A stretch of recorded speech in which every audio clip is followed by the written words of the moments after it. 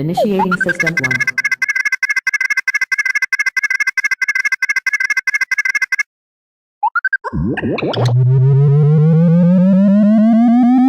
System 1 loaded.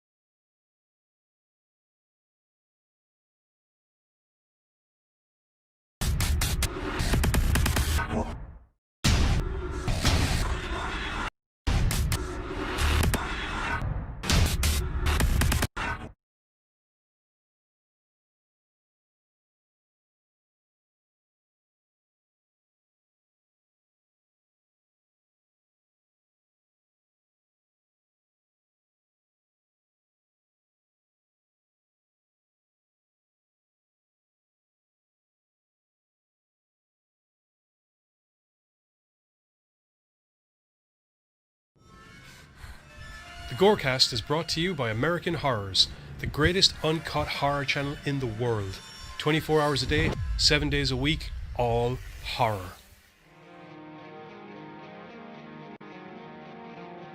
As well as the station of decapitation without your head. America's longest running horror channel, www.withoutyourhead.com.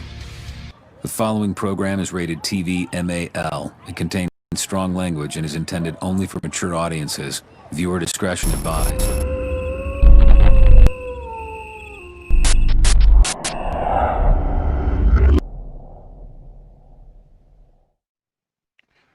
Alrighty, what's up, Gorecasters, and welcome back yet again to the Gorecast on Sunday with myself and Giz for the standard old school Sunday edition. As I was saying before the stream got cut off, in Ireland we're on lockdown and stuff again, and also it's freezing out, so Giz's bike is also essentially a large ice cube with wheels. Which is why we're doing this. Bree and Jer, hello, welcome to the chat. Hi Bree, hi Jer. Yeah, so that's the gist of it. It would appear that no matter how timely I try to be, either between internet or computer being an asshole, half past what we've said we're going to be, is pretty much. It's ridiculous. We were both like sitting down, we're both ready to go, and then all of a sudden the internet just decides to be a bollocks. There's not just both sitting down and both ready to go. The show was starting. Yeah, I know, but this is kind of my point. Like, we were like dead set and on time, and everything was groovy and golden, and it's just Yeah, this is the last chance, by the way, just to let everyone know. Like, not as in I'm going to storm off and quit podcasting, but as in, like, I'm just going to call him Mulligan on tonight if the net fucks off again. Anyway, yeah, so lockdown and things like that are the reason that Giz and I are in the two little boxes instead of being in our usual in the studio together. We got some treats. I have to say, I like the kind of like the skull overture you have in that middle section there. That's literally cool. our YouTube page. If you ever go on it, you should give it a look sometime. No, hang on. No, I've seen the banner head there, but I mean like the skulls over it. You don't usually see that in it. I'm not sure. I think it does show up. Okay.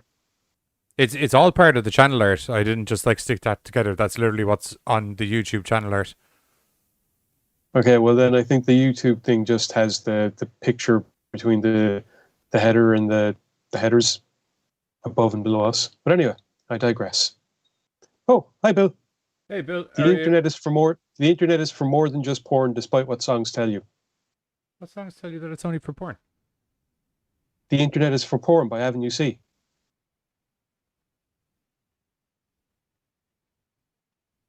All right, well that's fair enough. Yeah, it's a fantastic song. Right. Okay, so we have some delicious fucking horror movies in store for you tonight. We're going to be starting off with Hunter x Hunter, which is you got a whole bunch of people off in the woods There's a wolf and stuff. We've got Bruce Willis, where human civilization is moving to what we like to refer to as Earth 2. And some shit gets out and stuff. And then we're also going to be reviewing Shadow in the Cloud. Shadow in the Cloud. Which is 1952 World War II style movie. 1943. But very grindhouse in feel, but not in look. But somewhat in look to a certain degree. And there's a gremlin and stuff. And that's it. That's the three movies we're going to be doing. Something on the wing. Something on the wing. Something on the wing. On the wing. But first, as is customary, we've got news bits, I believe. Yes. So over to the newsroom, which also looks slightly different.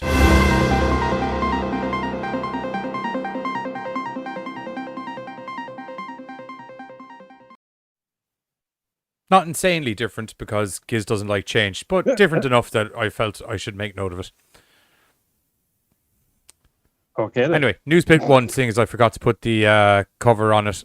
So, Sylvester Stallone's wearing a trench coat. Yes, he is. Okay, so basically, Sylvester Stallone is going to be in an upcoming movie from Overlord director Julius Avery.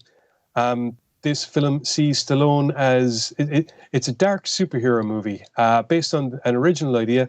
The thriller centers on a young boy who is out to discover if a mythic superhero who vanished 20 years earlier following a tragic event is still alive. It said this is a big movie. We see our heroes kicking ass, says Avery, as he talks to... Kicking ass and taking names. I don't know. As he talks don't know why to, I said it like that. As he talks... Yeah, I don't know either. But anyway, as he talks to Total Film, who is the people that we kind of got this image from. Let's see. We're going to see Sly do things he hasn't done in a long time and in a really innovative way. He's 73 years old. I'm amazed by how much he actually does. I'm telling you, most guys in their 20s wouldn't be able to do what Sly does in this movie. So, you are evidently, according to Bill, you are now the Trisha Takanawa of the GoreCast, and I'm Tom Tucker. I don't know. I'm pretty sure, if memory serves me correctly, it's a Family Guy reference. That would explain everything. So anyway, yeah, I don't know. I kind of like the idea of Stallone being like there's some fucking super-powered vigilante that something went horribly wrong. And he's just like, you know what? No, pass. I'm done. Then being dragged out of the shadows and then having to do awesome stuff. And yeah, I think it could be good. Yeah, sounds good. I'm always down for a bit of Stallone-iness, to be honest. Yeah. You know what I mean? They're never like mind-blowing, but they're never terrible. Well, sometimes they're terrible, Dredd. Just leave your fucking helmet on, asshole. Judge Dredd, you mean? Yeah, not Dredd's Dredd. good. Sorry. Yeah, Judge Dredd. Yeah, Dredd not good. Dredd. Yes. Judge Dredd bad.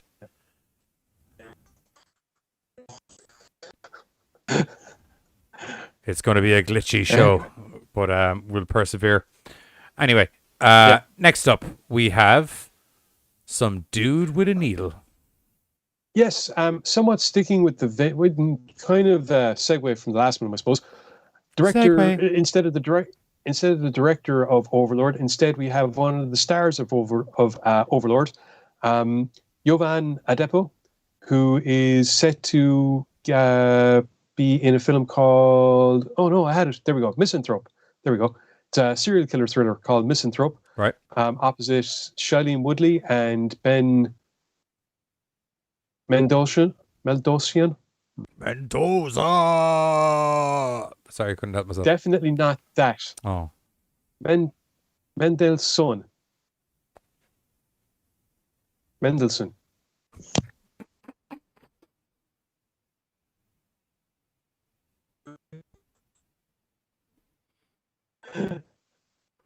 Leave me alone. I had a eye test earlier on. It went very badly. Okay. Anyway, so Misanthrope follows a talented but troubled cop who is recruited by the FBI to help profile and track down a mass murderer. Played by who? Adepo will play... What? Played by who? I don't know. Let me get to that part. I think maybe. Shush. Mendelssohn. Adepo will play Mackenzie, a young FBI agent who is deeply involved in hunting down the murderer. Oh, that's not the person that's being recruited in. Okay.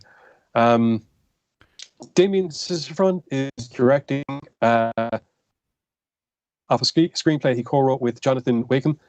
Cameras apparently are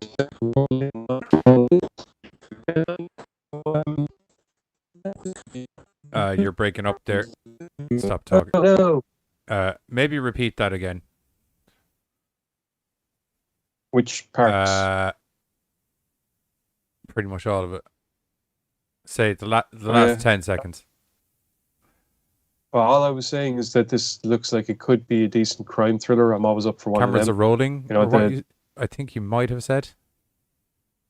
Oh, the last thing I said was that cameras were set to start rolling in Montreal this month. So no idea when it might be out. But like I was saying, crime thriller. You're okay. You're okay. Are we gonna get? Nearly, but we're back. It's all good. Okay. All right. It's going to be one of those streams, my friend. Should we just try and move on to the next segment? Next news story. Yes. Okay. It's Pablo. So, oh no! Stop! Damn it! Gotcha. Pablo. Right. Okay. So next up is good news for computer game fans and for Evil Dead fans and for fans of awesome stuff in general. We did a story, I don't know, sometime in the not too distant past about the fact that there's going to be an Evil Dead computer game. And apparently earlier in the week, Dana DeLorenzo confirmed that she's going to be reprising her character of Kelly Maxwell from Ash vs. the Evil Dead in a voicing role. And it seems that Ray Santiago is also going to be reprising his role of Pablo, which is why he is up on screen. The game is coming to us from, Boss Team Games, who say that for the first time ever, the Evil Dead universe comes together in an over-the-top experience starring boomstick brandishing, chainsaw-wielding hero Ashley J. Williams. Boss Team Games has entered into an epic collaboration with Renaissance Pictures, Studio Canal, leading entertainment company... Robot voice. Oh, okay. You're back. Okay. Renaissance Pictures.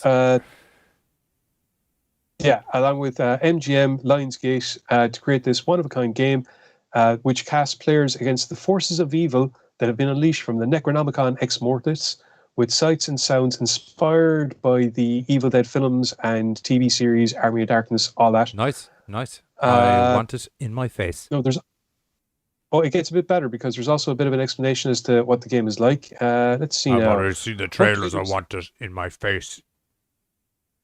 Work together as a team of 4 survivors, exploring, looting, crafting, managing your fear, and finding any artifacts to seal the breach between worlds, or take control of the powerful Kandarian demon to hunt Ash and his friends while possessing deadites, the environment, and even the survivors themselves as you seek to swallow their souls. Put it in my face.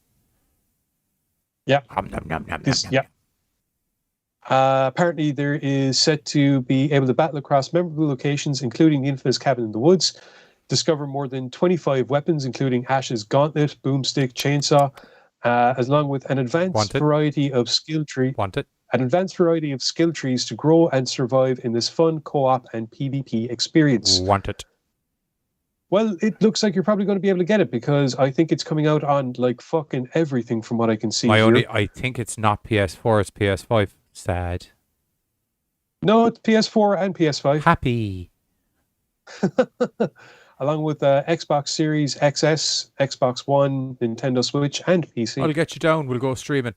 Although, if anything, of the last couple of games that have come out for both PS4 and PS5 are showing is that they're very much designed for PS5 and won't work well on a PS4. Not looking at anyone in particular. Cyberpunk. Oh, that bad, huh? Oh, does it work on PS5 properly though? Yes, and DayZ works on PS5 properly, which is really fucking annoying. because it doesn't work on PS4 properly. Yeah. If I can drive my car Well- at 20 miles an hour without it lagging and flying into a tree, I'm lucky. And they're driving around at 110 miles an hour on PS5. All I can say is that clearly they were thinking ahead in so far as game development and what consoles they should be playing on and longevity. That doesn't make my gaming experience any bit better. I know. I bought the game on the console that was advertised I to know. work on. I'm not saying it to soothe any of your wounds. I'm just Grind saying it my as kind of a gears. cutthroat explanation as to why. Yeah. Kind of, not really. No. Yes, No. yes. Anyway, shall we move on to? Moving on to sort of movies and things of that nature. Okay, we're going back to the Yeah, I studio was thinking and we'll so. see you in a second.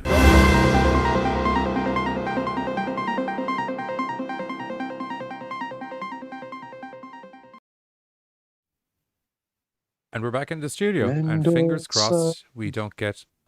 We are fine. We're fine. Okay. Back in the I studio. was just having a quick look. Through some of the comments. It's interesting. I don't have an auto update going in the background. I have all of those turned off, and I don't have a virus scanner auto running in the background. I have all of those off. I do all of that shit manually. Just as a... I was actually referring to the Mendelssohn bit from Bill. He didn't put in any exclamation marks or anything, but we all know that's the way it should Yeah, be done. obviously. Obviously. Anyway, first up we have from this year. They're all from this year, actually, come to think of it. Hunter x Hunter. Well, technically Hunter x Hunter and Breach were like December, and Shadow in the Cloud is this year. Shadow in the Cloud. Computers froze up. No. It'll be okay. I'd imagine it's just frozen. There we go. It was just the trailer taking a second to load up there. All good in the hood. Anyway, do you want to take it away for Hunter x Hunter? Yeah, okay. Hunter x Hunter centers around the Mersault family, who are fur trappers living in the arse end of nowhere up in the Canadian wilderness. Like proper off-the-grid electricity is for like completely other people, but at the same time, they travel into town, sell their furs. They're not like yokels. It's just Hunters. a lifestyle that the husband Joseph chose and wife Anne kind of also chose, and that unfortunately daughter Renee is being brought up in without much of a choice, but is happy. Don't get me wrong, she's happy to be living that way. It's kind of like Anne's noticing, but Anne's noticing what? unfortunately, it's that they could be closer to the city, and Renee could actually be going to school and stuff, and rather than traipsing through the woods checking animal traps. Things aren't made any better by the fact that it's kind of a bad season, and it seems that a wolf that had previously started visiting their traps has returned. Big fucking wolf. And is Just starting clarify. to taking some of the kills, and it's it's an issue because that the family is a good food source, and eventually he's just going to kind of go, "Oh, family, they are a food source." So Yeah. something If needs it to be moves, done. eat it. That kind of scenario. kind of. Yeah. Joseph decides to take it upon himself to track. Well, he doesn't decide, and basically goes, "Deal with the wolf." And he's like, "Fine, I'll go deal with the wolf." In going to try and track down the wolf, however, he finds out that there is another predator operating in the area. And this predator is a little bit different and goes around on two legs, and that's a bit of an issue. Yeah. Because, like I said, out in the middle of nowhere, and this predator seems to have a certain taste and complete and utter disregard for getting caught, because, like I said, out in the middle of nowhere. We're not So, going to get too much into that side of the Yeah. plot as it's new. Yeah.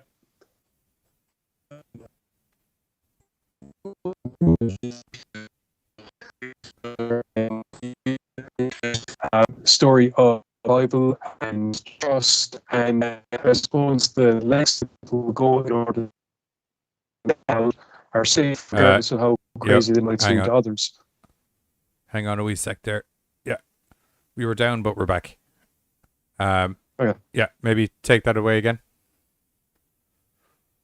Yeah. Without going too much into the plot, Hunter x Hunter is a good survival story whereby it centers around a family who are intent on looking out for each other, doing whatever it takes to survive, despite a couple of interesting predators lurking around, I suppose the best way of putting it. And despite the fact that, the locals kind of view them a little bit kind of like, you're crazy, you're living up in the arse end of nowhere. What the hell are you doing up there? Like fucking, why would we take anything you say seriously? Yeah.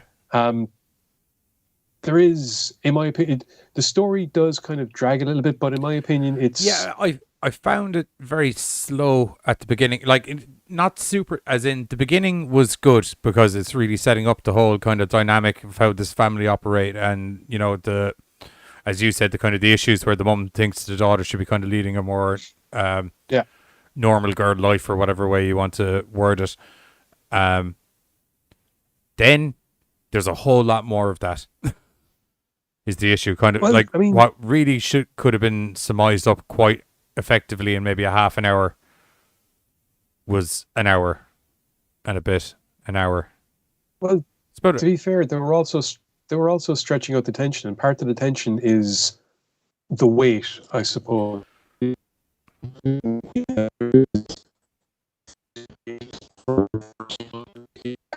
Sorry, you're blowing out there again. Give it 1 sec. Tension. What were you saying? The weight? Yeah, we're waiting for someone to appear. There's a point in the film where characters are waiting for another character to appear. He's gone off, he's doing stuff, and that kind of works towards building tension because it also it shows once again a lot of this film is demonstrating exactly how harsh of a life they lead, the kind of stuff that they have to do to survive, and the isolation that they're in, the fact that they have no one else but themselves to rely on. That's kind of the weird thing with the movie is it's really more of a micro-examination of how this wilderness family function with a horror movie understory, if you know what I mean. Yeah, it's as I said, it's just maybe yeah, that kind of a vibe to a film, and so I kind of what kind of a vibe? Sorry, you keep breaking up. The hunt, any film whereby it's that kind of a feeling to it, and so to see trappers and to see them kind of the way that they work, to see the father teaching his daughter, this is the way we do things, these are things to watch out for, and then later on to have the mother teaching the daughter, well, this is the way my grandfather did it, and we were doing it this way because of this circumstance, and all of it culminating, to be fair, in awesomeness, a really cool final scene. Oh yeah, yes. The last third, it's just the middle bit I thought dragged ass a little bit. Like the start, really good. The end, really good. I mean, like when I say the end now, I mean kind of like the first 30 minutes and the last 30 minutes when I'm talking start and end. Like the movie's only an hour and a half long. It's just there's kind of a lot of repetition and drilling the point home. To be fair, in the middle.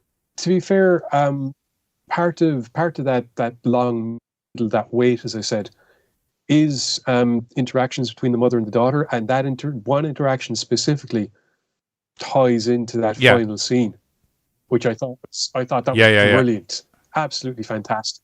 Totally agree. But and I found it a bit slow at times, but generally speaking, I thought it was a worthwhile watch. I'm not telling anyone don't watch the movie. I quite enjoyed it. I was just saying it just drags ass a little bit in the middle. Yeah. Okay, so that's it for Hunter x Hunter. We're going to jump in the trailer for that now, and then we're going to be back where we're going to be talking about Bruce Willis, in my opinion, dialing it in Breach. Back in a minute.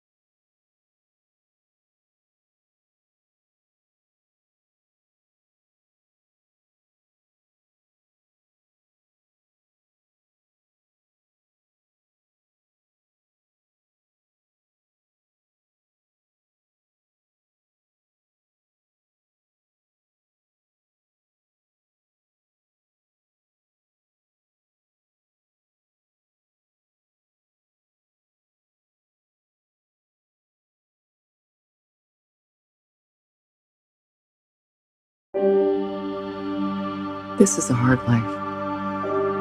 You chose it and it suits you. I chose it when I chose you. Renee never had a choice. What do you do if you see something? Don't run.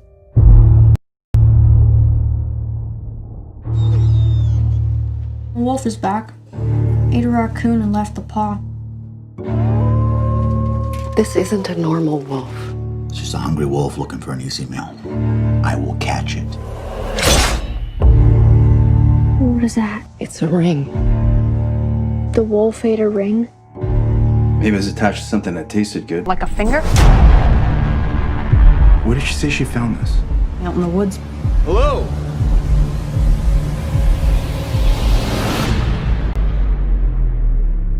Jesus. There's a killer out there. My advice is to move your family to the woods. Get behind me! What if we can't make it out before the freeze? We don't run from our troubles. You heard it, right? We don't get a lot of people out here. That's what makes it so special.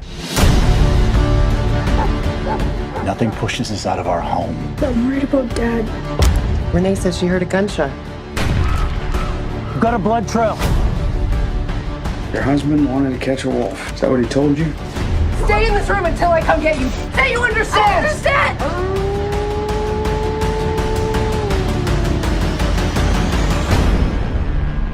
You want to snag a wolf? You gotta out-wolf him.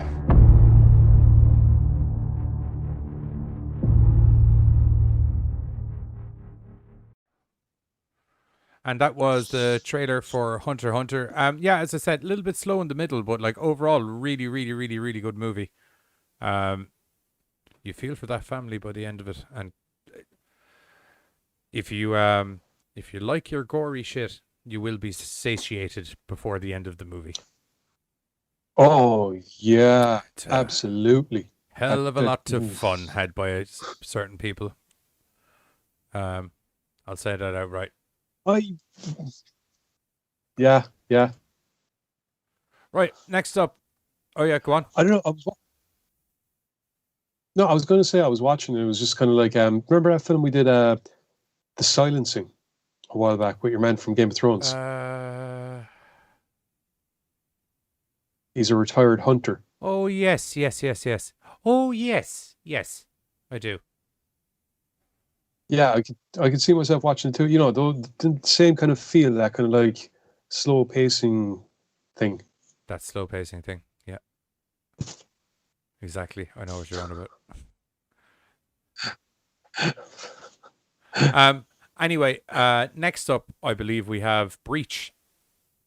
Yes. Starring Bruce Willis, who is To be fair, Breach actually has a lot of known people in it. You know, I mean, we got who else we got in there? Rachel Nichols is in it.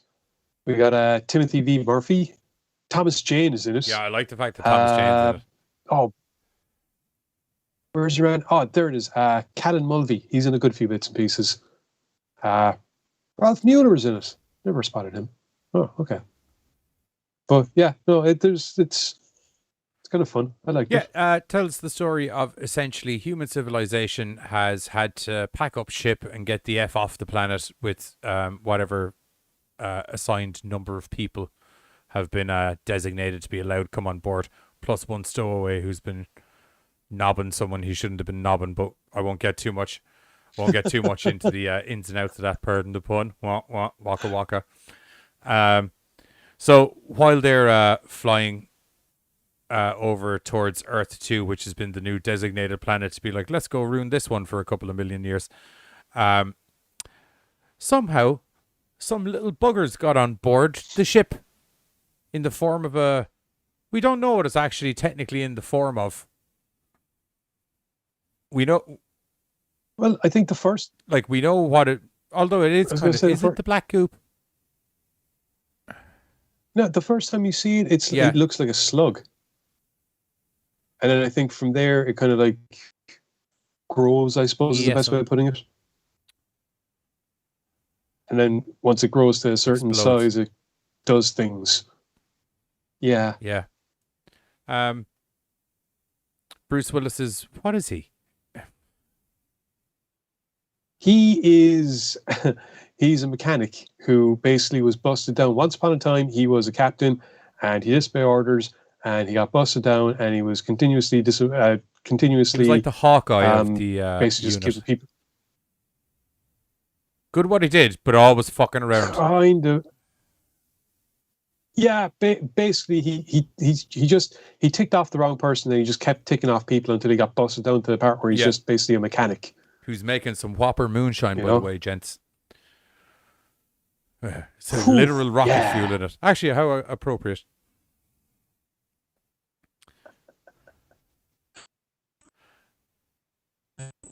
That was a bad time for you to freeze on a laugh. Oh, no. Oh, you're okay. You're back now. Bruce Willis, yeah?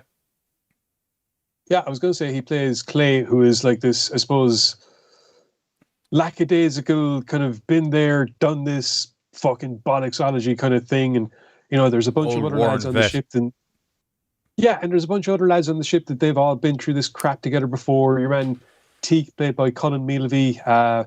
Chambers, who's a doctor, played by Rachel Nichols. He's your man that was in... there's also- Colin Mealavey's your man that was in Sons of Anarchy with the fake Irish accent, even though he's Irish. He might have been in Sons of Anarchy, but I think you mean Timothy V. Murphy, who plays Captain Stanley. Oh, yeah, sorry, him. Yes. Yeah. Stanley and Clay don't like each other. No. So that's fun. They have issues. But, it's like, I know you were saying that you thought Bruce Willis kind of like dialed this in. Oh, no, I don't think I'm fair, telling you Bruce think Willis kind of dialed it in. Yeah, I do get that it's kind of part of the character, but it's like certain performances, while even in character, felt a little bit just like, I'm just here for the paycheck, if you know what I mean. Look, to be honest, I don't want to call it low budget, so let's call it medium budget, with the vast majority of the budget going towards paying for actors like Bruce Willis and all the rest of them. Yes, But- I would agree with that. I can tell But you where to be- enough of the budget didn't go was on the CGI. There's some very agree. dodgy flamethrower incidents. You know what? I don't care. It still makes for a fun film. And to be honest, granted, you know, There was one Bruce of the Willis- flamethrower frames that I was actually like, I swear to God, he actually got that off the same YouTube set of green screen flames that I use. I'm not Big- going to lie, man. Big Frank, I was watching it. And I'm just like, I can see exactly what he's going to be saying. Bruce Willis is just not giving a frack, and the flamethrower is a thing. But I don't know. All of it just, for me, it was just sci-fi B-movie cheesy fun. And here's the yes, thing. I do agree with you on literally all of those points. I liked how they didn't take themselves too seriously. Like, there was a great subtle gag whereby your man, there's a guy, Noah, that, and he's like, he takes him under his wing, and Noah is the janitor. He's at the bottom of the rung, and Noah is there, and he's cleaning. He's the not even bathroom on the floor. ladder yet. He's just cleaning the bottom foot of the ladder.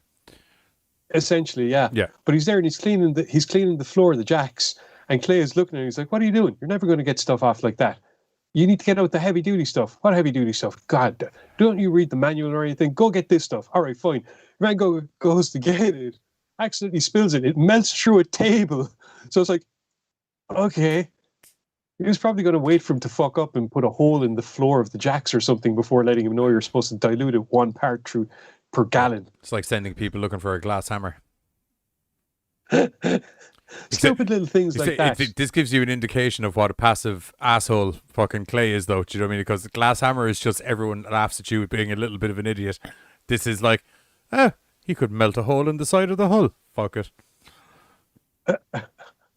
I was fully convinced at one point that he was actually doing something to play a practical joke on your man Stanley that he doesn't like, but it turned out to be something else. That's the kind of vibe that the film had at one point. And the whole ship crew family vibes are very well done in this. I will say that.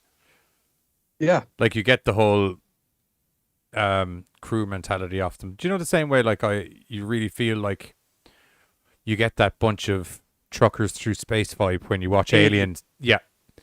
Same vibe. You know. Yeah. Yeah. Even with Bruce Willis dialing it in. Not letting it go. As I said, there's a couple of times, and I think he just leaned into it insofar as the character went, shall we say?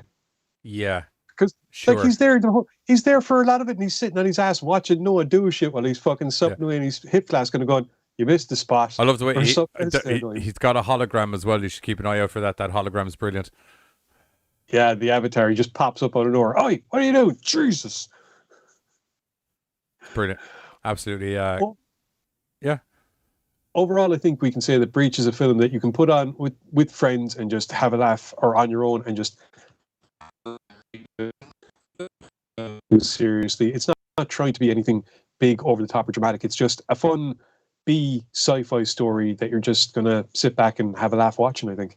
Yeah, it's tune in but tune out, and just enjoy the kills. And it's essentially a sci-fi space zombie movie kind of vibe. You know what I mean? Yeah. With a little bit of body horror in there, but then you kind of realize that, like, oh no, wait, this isn't body horror. This is, you know what I mean? Yeah. At one point, I was watching, kind of going, "Oh, it's Dead Space," and I was watching, going, "Oh no, it's actually something else." Okay. Yes, Dead Space, that really did cross my mind during it a little bit, but without all of the actual really good tension that Dead Space does, and the jump scares, because fuck me, Dead Space will make you shit yourself. Yes. This leaned more towards the comedy factor, the levity, and then the awesome kills and the holy fuck. Yep. Anyway, that's us done on Breach. Here is the trailer for it, and then we're going to be, once the computer unfreezes. Oh no. It's a freeze, not an internet thing, so that's fine.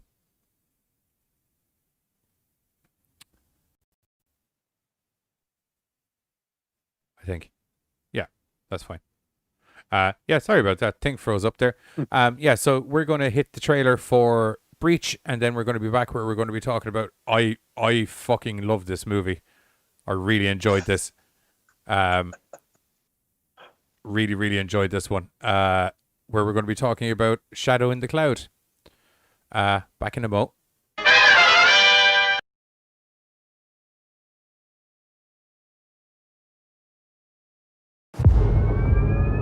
Departure for New Earth to commence in T-3 minutes. First jump. Yeah, just a little friendly advice. Just get out of my seat. Come on. There you go.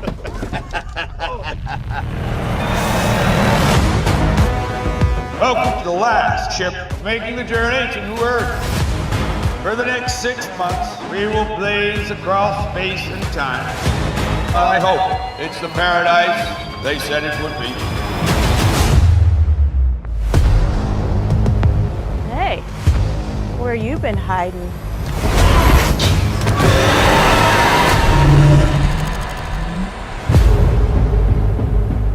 I don't know what could have done this. Something seems to be dissolving him from the inside out. It's not human. And it might still be out there. If it's out there, we kill it. You remember how to use one of those things? What do you think? Look up! Light him up! There are 300,000 souls on this ship. So we're headed to New Earth at the speed of light with an alien? Yeah, we got it. What are you gonna do? Improvise!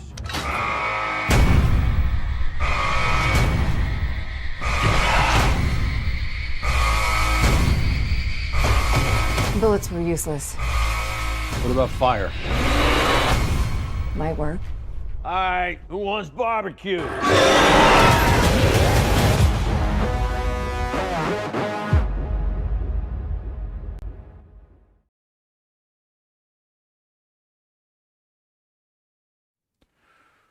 Right, that's us back. That was the trailer for Breach. Yeah, it's fun. It is. That's the best way to describe it, to be perfectly honest. It's a fun sci-fi film. That's not how you spell shadow. Right, take it away there for a sec. Is next up we have Shadow in the Cloud. Shadow in the Cloud. With Chloe Yes. Grace Moretz. Moretz? Yes. Yeah, you got it right. Yeah. She plays Flight Officer Maud Garrett, who has goddamn kick ass. Gonna put that out there. She has gotten assigned to a flight bomber called the Fool's Errand. Yeah. There we go. Yeah, I knew it was a cool name. In 1943, as it goes on a mission in, well, they're supposed to be too far out to be, running into the Japanese, but there is the possibility that they will. Straight away, there's issues because, A, what the hell is a woman doing on board? And secondly, where the hell did she come from? Because she kind of gets on, lands for a couple seconds and she jumps on.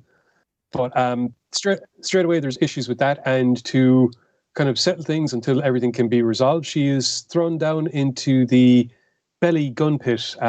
There's a proper name for it. I just can't remember what it is. But that kind of like that ball in the underbelly of Luke Skywalker, Millennium Falcon. Fucking machine gun turrets. There you go. Yes. He was actually in the belly turret. You're right.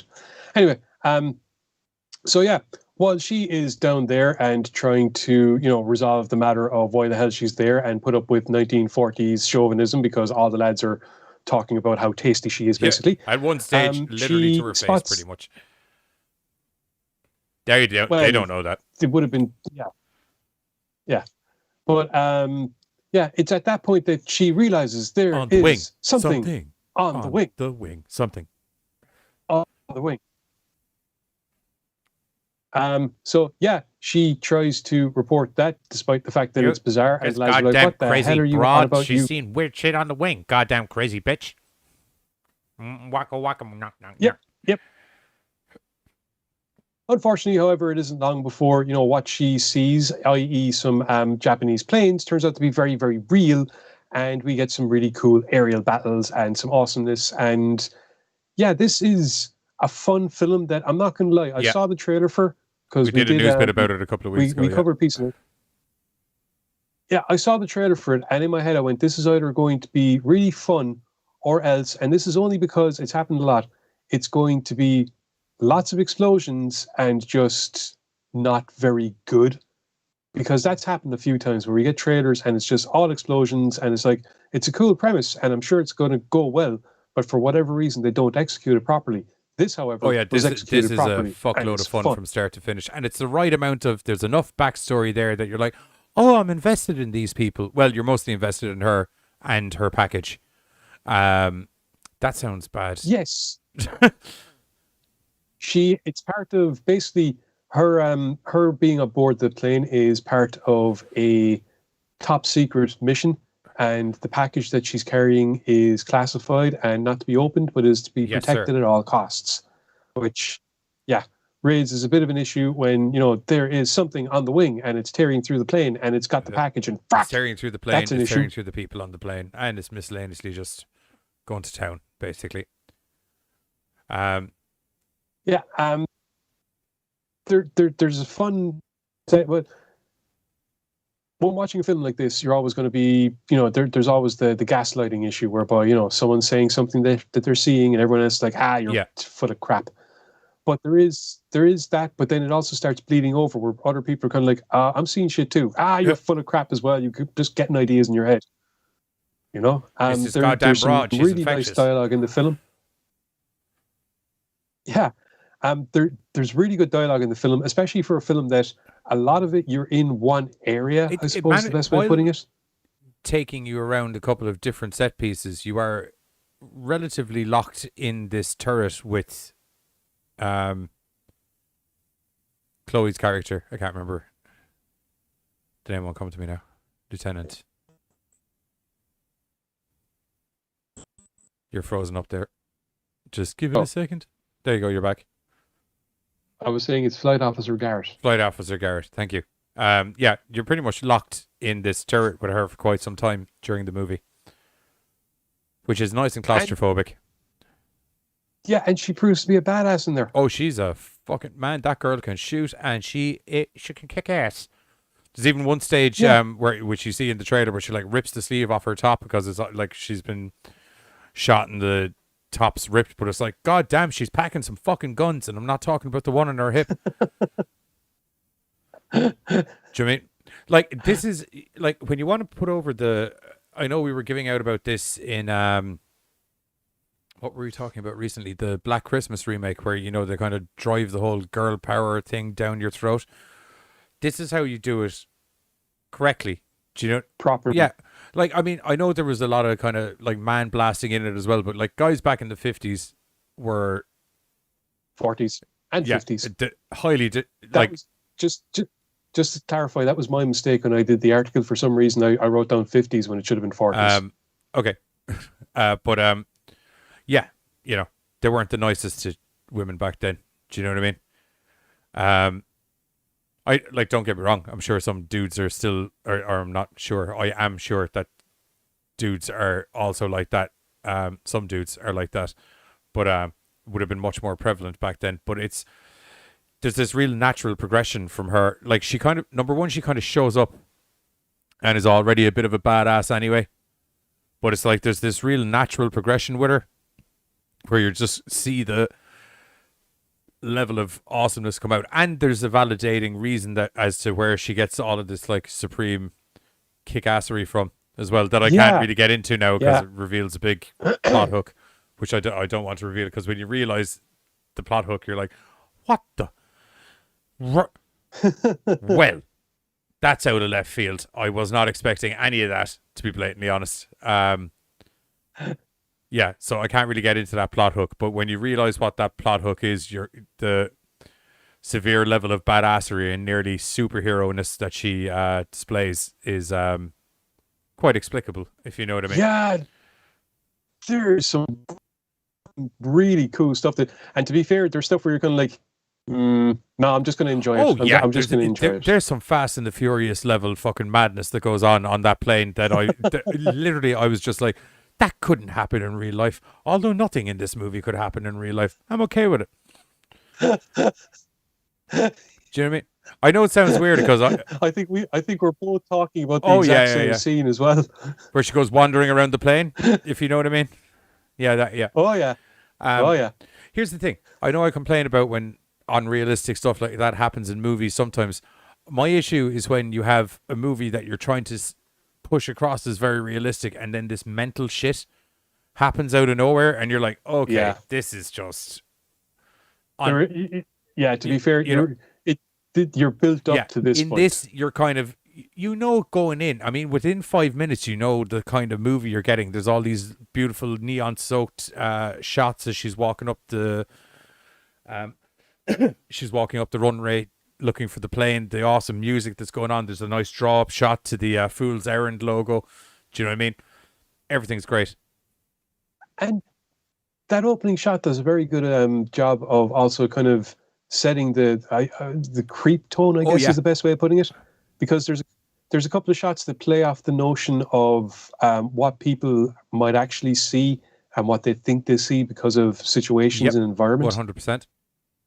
And which automatically tunes you up for, like I said, that kind of like that gaslighting, the effect that you get in a film like this. At least, like I said, they do it at least in this for part of it, but it's more a case of the men kind of going, you're full of crap, as opposed to the audience not being sure whether or not the person's full of crap or not. 100%. Yeah, I really enjoy this. It's just a really easy watch. Just it's good, right amount of story, right amount of action. I will say, even though I was complaining about the kind of middle bit of Hunter x Hunter kind of dragging ass a little bit, none of these movies, I know, like, I'm just mentioning it because, like, one of the running themes of Thursday night was Wonder Woman did not need to be 2.5 hours long. Do you know what I mean? These were all nice, concise 90-minute movies, and you get the full thrill ride that you get out of a 2.5 hour movie without nothing happening in the middle, for the most part. I especially just once again going back to, I especially like the very, very start of Shadow in the Clouds, the kind of the cartoon bit. Oh, it's just great. like, that's it's really, good. really good. Anyway, we're going to hit the trailer for Shadow from the Clouds, and myself and Giz will be back where we'll say our goodbyes and let you know what's coming up on the rest of the week. So we'll catch you in a little bit. Where's the fool's errand?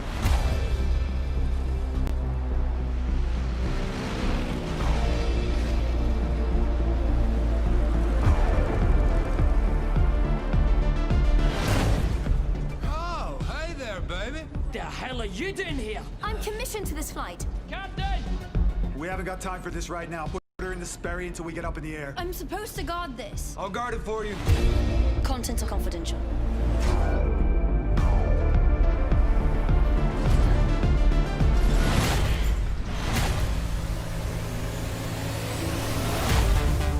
What's your name, honey? Flight Officer Garrett. Ain't no women in the Air Corps. I'm a flight mechanic and a pilot. You're not a pilot. You're a delivery girl. Sir, requesting permission to fire on an enemy attacker. You wouldn't even know how to fire a gun. I was being polite. She hit him! She was right! Who the hell are you, Miss Garrett? What is she here for? Did you hear that? What the hell is that racket? There's something on top of the plane. Something on the goddamn tires!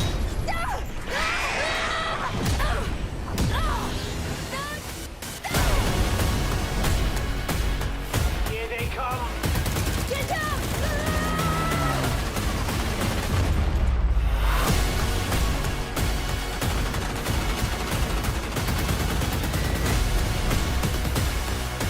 These irregularities started with that package. You have no idea how far I'll go! How did you get up here?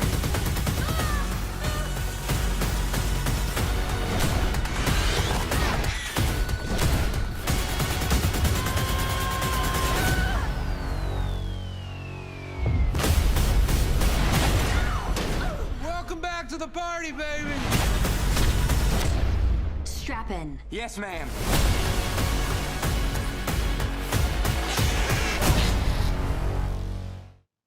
And we're back. That was the trailer for Shadow in the Cloud. Yeah, actually, some of the stuff that you and I didn't want to get into came up in the trailer.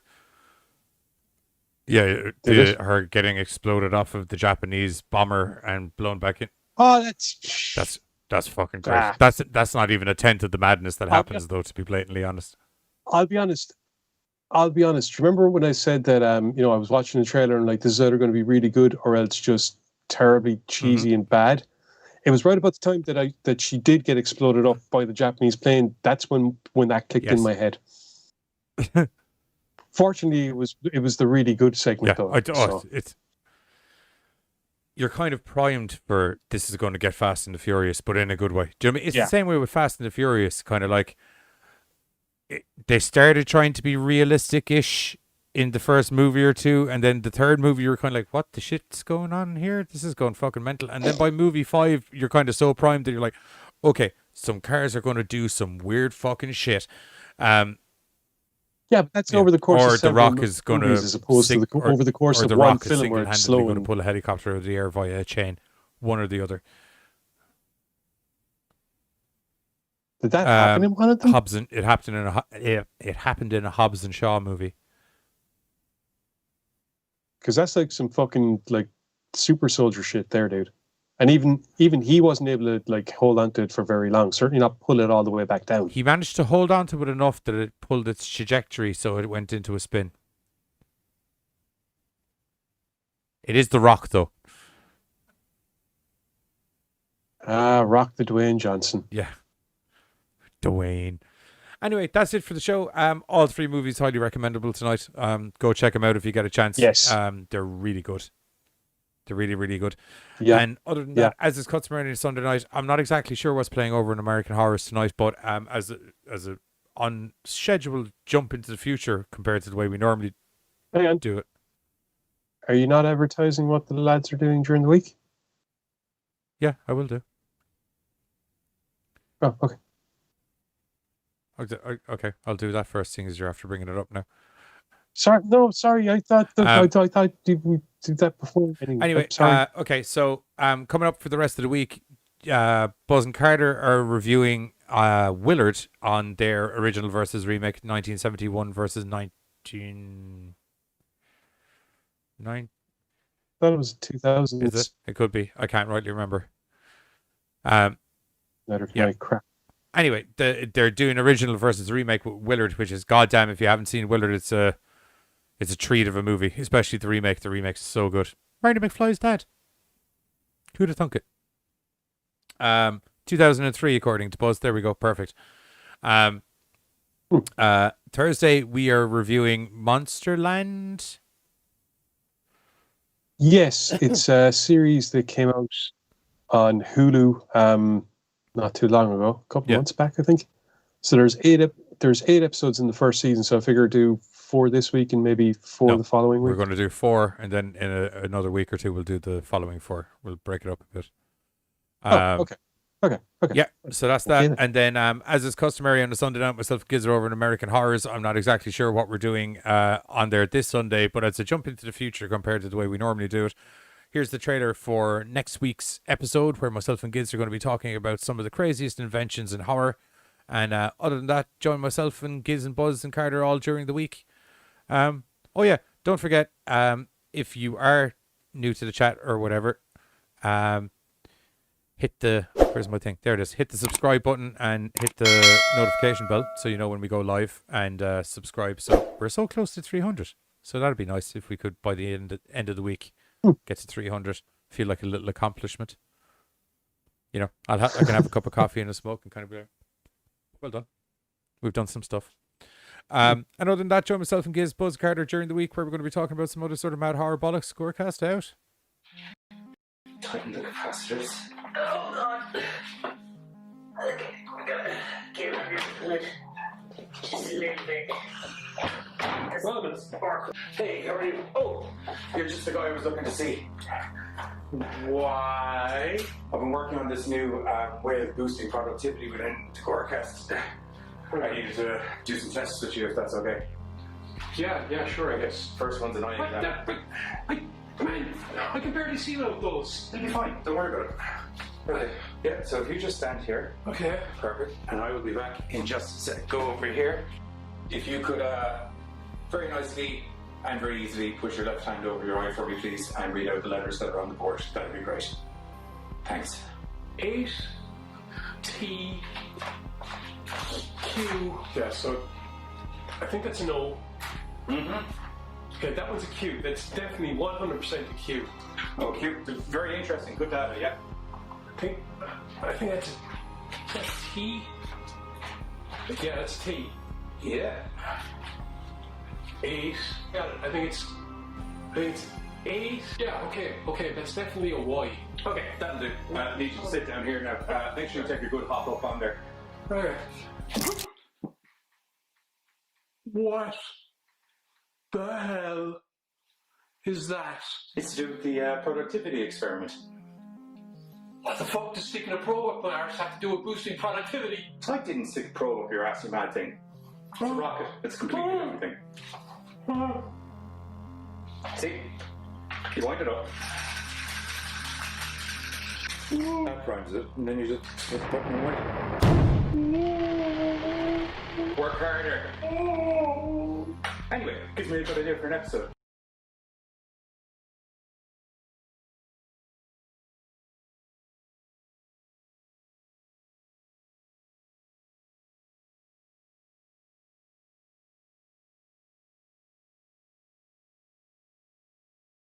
Against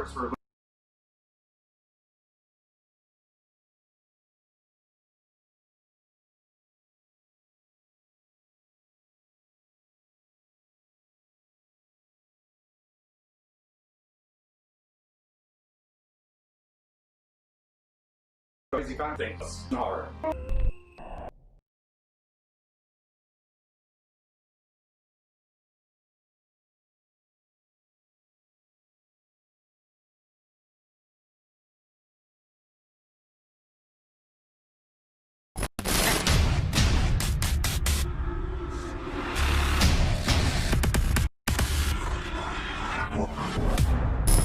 Don't forget, if you enjoy our Madcap GoreCast horror hijinks, we stream 3 nights a week over on YouTube, Mondays, Thursdays, and Sundays, where you can see a little bit of this. Turd spoon, god damn, I knew there was something I wanted to bring up in the... God damn, I don't know what a fucking turd spoon is, but I'm mad to... Yeah, pretty in-depth. Most definitely some of this. With a new 2009 twist. She pulls out of her vagina. I'll give it to her though, because like, you know how like magicians kind of like do something and they pause dramatically? She took that dramatic pause. And occasionally some of this. Our favorite Halloween movies. What's up, GoreCasters? Welcome back here to the GoreCast. Yeah, okay, I'm here. I'm back.